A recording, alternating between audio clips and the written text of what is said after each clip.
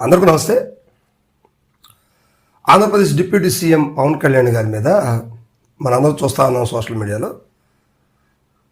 సుగాలి ప్రీతి 14 ఏళ్ల బాలిక చనిపోయింది కదా, చంపబడినటువంటి బాలిక తల్లి పార్వతీదేవి గారు మొన్న గన్నవరం పోలీస్ స్టేషన్లో కంప్లైంట్ ఇచ్చారు.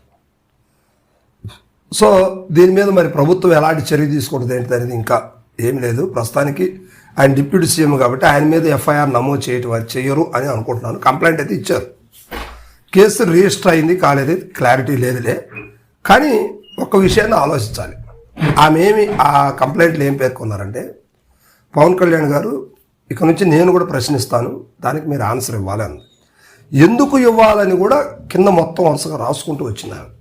ఏం చెప్తున్నారంటే, పవన్ కళ్యాణ్ గారు మీరు అధికారంలో లేనప్పుడు వైసీపీ మీద ఊగిపోయారు. 17 జరిగింది ఈ ఇన్సిడెంట్, 2017. అప్పటి నుంచి సుగాలి ప్రీతి కేసును అడ్డం పెట్టుకొని ఆయన ప్రజల్లోకి వెళ్ళారు. ప్రతి చోట ఈ టాపిక్ని మాట్లాడటానికి ఆయన ఇష్టపడ్డాడు. ఆ కోణంలోనే వైసీపీ వాళ్ళని గోండాలంటూ, వైసీపీ నా కొడుకులంటూ రకరకాలుగా విమర్శించారు.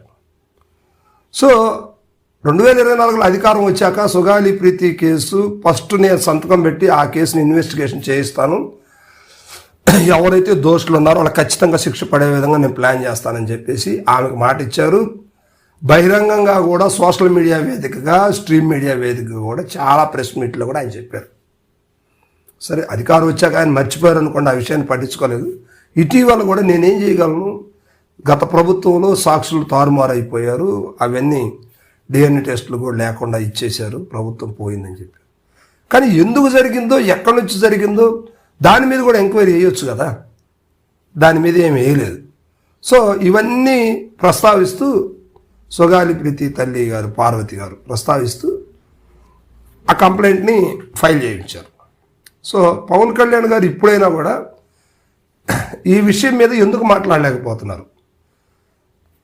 మిమ్మల్ని ప్రశ్నించారు, రాజకీయంగా ప్రశ్నించినందుకే రావణ్ని అరెస్ట్ చేసి లోపల పెట్టారు, కేవీఆర్ అనే వ్యక్తిని అరెస్ట్ చేసి లోపల పెట్టారు. ఇంకా మేబీ ఎవరైనా కావచ్చు, ఇంకా ఎవరైనా ప్రశ్నిస్తే వాళ్ళని కూడా అరెస్ట్ చేసి లోపల పెడతారు. కానీ నా కుమార్తెని మీరెవరు తెచ్చేయలేరు, కానీ నాకు న్యాయం చేయడానికి కూడా మీరు ముందుకు రావట్లేదు, ఎంతవరకు కరెక్ట్ అంటూ సుగాలి ప్రీతి తల్లి గారు పార్వతి గారు బాధపడుతూ ఏడుస్తూ ఆ కంప్లైంట్ని ఇవ్వడం జరిగింది. కానీ ప్రభుత్వం దీన్ని ఎంతవరకు చేంజ్ చేస్తుంది, నిజంగా దోషులు పట్టుకుంటుందా అనే కోణంలో మనం ఒకసారి ఆలోచిస్తే, దానికి సంబంధించి పవన్ కళ్యాణ్ గారి వీడియో కూడా ఒకటి వైరల్ అవుతూ ఉంది. అప్పుడు ఏం చెప్పారు, ఇప్పుడు ఏం చెప్పారంటూ నాడు నేడు అంటూ కొన్ని వార్తలు వచ్చాయి కదా, అందులో కూడా మనం అంటే ఇవన్నీ చూపించడానికి స్ట్రైక్ పడుతుంది కాబట్టి మనం చెప్పకూడదు. కానీ మనం అందరూ చూసాం పవన్ కళ్యాణ్ గారు ఏమంటున్నారు, గత ప్రభుత్వంలో పొరపాట్లు జరిగినాయి అందువల్ల అది పోయిందంటే. ఇప్పుడు దాని మీద ఎంక్వైరీ చేయొచ్చు కదా, ఎందుకు వేయలేకపోతున్నారు పవన్ కళ్యాణ్ గారు? ఒక ఎమ్మెల్యే కాదు, మంత్రి కాదు, డిప్యూటీ సీఎం హోదాలో ఉన్నారు ఆయన, చేయొచ్చు. ఆయనకు అసాధ్యం అంటూ ఏముండదు ఇప్పుడు ప్రస్తుతానికి. కానీ పిచ్చుకు మీద బ్రహ్మాస్త్రం అంటూ మిమ్మల్ని వ్యక్తిగతంగా ప్రశ్నిస్తే, రాజకీయంగా ప్రశ్నిస్తే మాత్రం వాళ్ళని మాత్రం అరెస్ట్ చేయడానికి, 10 కోర్టులు తిప్పడానికి, శిక్షలు వేయడానికి అవకాశం ఉంది, అంతే కదా.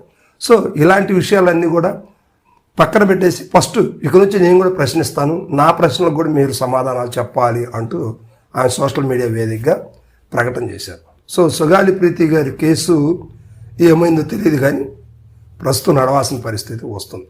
పవన్ కళ్యాణ్ గారు మరి ఇలాంటి ఇంకా ఎన్ని మాటలు మాట్లాడి ఎన్ని చోట్ల ఉచ్చు తనకు తానే బిగించుకుంటారో వెయిట్ చేయాల్సిన పరిస్థితి ఉంది.